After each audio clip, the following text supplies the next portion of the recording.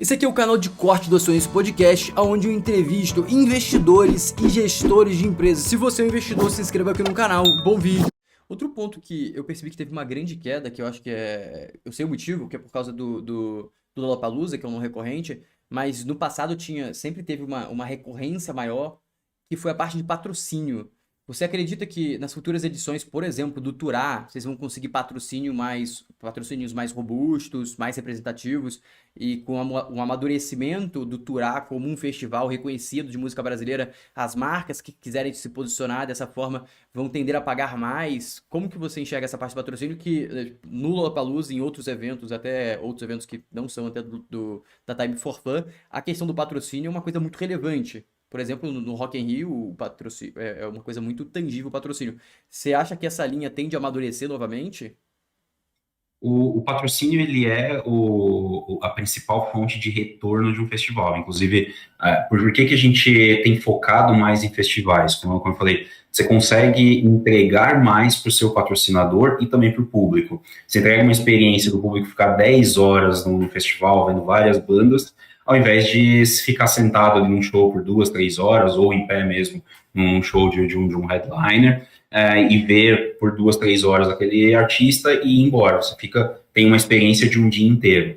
Como você tem essa experiência de um dia inteiro, você também tem um dia inteiro de exposição às marcas. Por isso, você consegue angariar mais patrocínios. Por isso, o patrocínio ele é algo, como você falou, muito tangível no resultado de um festival, e ele é muito importante mesmo. O Turá, ele conseguiu esse resultado positivo logo na primeira edição, justamente porque ele vendeu mais patrocínios do que a gente esperava para uma primeira edição, para uma marca entrante no mercado. Quando a gente fala em termos de público, o público que a gente levou para o Ibirapuera com o Turá estava muito em linha com o que a gente esperava.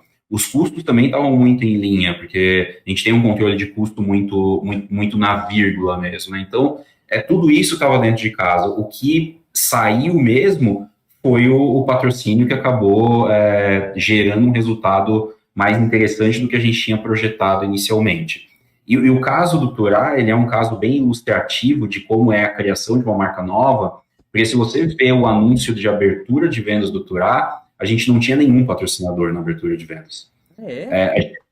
A marca era totalmente nova, os patrocinadores não conheciam, a gente estava tentando vender, mas a gente não tinha ainda nenhum patrocinador, a gente abriu sem patrocínio, a venda foi um sucesso na abertura, e entre a abertura de vendas e o festival é que os patrocinadores entraram no projeto.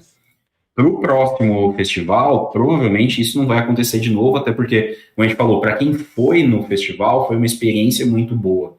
Como a experiência foi boa para o público, a marca quer também se associar àquela experiência. Então, provavelmente, para as próximas edições, o Turá deva ter mais facilidade para fazer isso. A nossa intenção com o Turá é ser um festival de uma experiência muito boa, como eu já falei para o público. Com isso, a gente não deve crescer ele muito mais aqui em São Paulo, a gente deve expandir ele mais geograficamente. Então, ele deve continuar com essa identidade que ele teve já nesse ano, só que geograficamente a gente vai expandindo ele para outras praças do Brasil que comportem um festival desse estilo. Foram quantas pessoas, mais ou menos, que passaram pelo evento? Ou num dia ia quantas pessoas? No total, passaram ali cerca de 26 mil pessoas pelo Turá, tá? Mas aí entre pagantes, não pagantes, cortesias dadas dentro dos patrocínios, por aí vai, tá? E são No quantos total, dias? são 2 dias só de festival. Caramba, foi bastante gente. Bastante gente. É um É, festival. Pode falar. o tamanho do local ali, né? A gente fez atrás do auditório do Ibirapuera, o Uhum. tamanho é para 15 mil pessoas no máximo por dia. Então a gente chegou realmente muito perto Da da lotação. lotação que a gente pretendia. Caraca, muito bom. E eu pensei que não iria ter tanta dificuldade para vender, porque eu não me vem à mente nenhum festival em questão de cultura brasileira. E eu acredito que deve ter muita marca querendo se associar à cultura brasileira. Na verdade, esse mercado ele é um mercado que no Brasil até ele é bem explorado, só que não em São Paulo. Dentro de São Paulo Ah, tem poucas marcas nesse estilo. Então, quando você coloca, inclusive, esse tipo de festival, fica um pouco difícil de mostrar qual que é o seu diferencial, e talvez por isso que tenha tido um pouco de dificuldade. Logo depois, com o festival já realizado, de fato, né, começando a venda e tudo mais, aí fica claro que existe um diferencial na entrega, na qualidade da curadoria e tudo mais, e aí as marcas foram se agregando, mas no início, e também tem um pouco da retorno da pós-pandêmico, né? Então, muitas marcas ainda estavam com um pouco de receio de se associar ao retorno dos eventos, até que a gente teve uma consolidação de fato da queda da curva de mortes e de casos de Covid, e com isso foi passando uma segurança tanto para o público de ir nos eventos, quanto das marcas também de se associar à reabertura de eventos. Outro ponto, do faturamento total, vamos colocar o Turá como exemplo, que é um que está começando. Do Turá, do faturamento total, qual que foi o percentual que foi representado pelos patrocínios? A gente não abre o de um festival especificamente, tá? Tá bom, então vou melhorar a pergunta.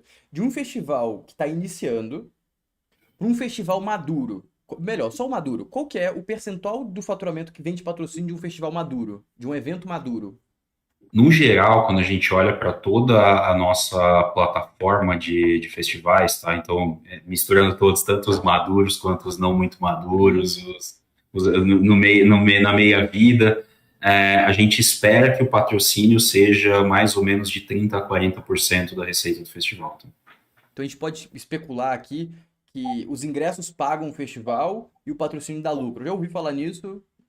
Via de regra para esse mercado, essa é uma máxima que vale, tá? E aí isso também vai muito ao encontro de como a gente está estruturado. A gente tem um modelo verticalizado de negócio em que a gente começa com a promoção do evento. Por promoção do evento, a gente entende a receita da venda do ingresso, então o valor de passe daquele ingresso vendido, e os custos que fazem frente a esse ingresso são justamente o cachê, o custo de produção e tudo mais. Aí você tem normalmente um break-even ou algo muito próximo de zero, que basicamente o ingresso ele paga o custo de eu colocar de pé aquele evento. Onde é que eu tenho retorno normalmente? É na verticalização. Verticalização é a venda de patrocínios para aquele evento, a venda de alimentos e bebidas durante o evento e também a venda de tickets, né, que a gente tem a taxa de conveniência que é cobrada quando o comprador do ticket decide comprar da casa dele e não vai até a bilheteria oficial. Entendi.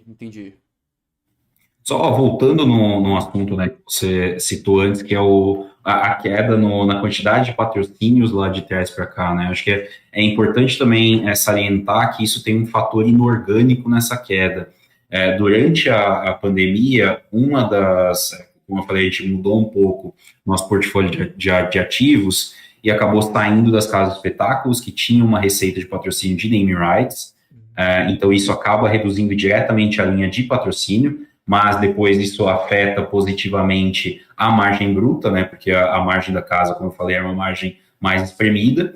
E também a gente tem a saída da Vicar, né? A gente alienou a nossa participação na Vicar, que era a promotora da Stock Car, na verdade é a promotora da Stock Car até hoje, mas não está mais dentro do grupo da T4F, e com isso a gente reduziu também bastante.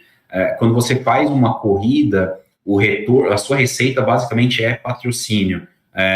No Brasil, a gente vende muito pouco ingresso para automobilismo, de fato.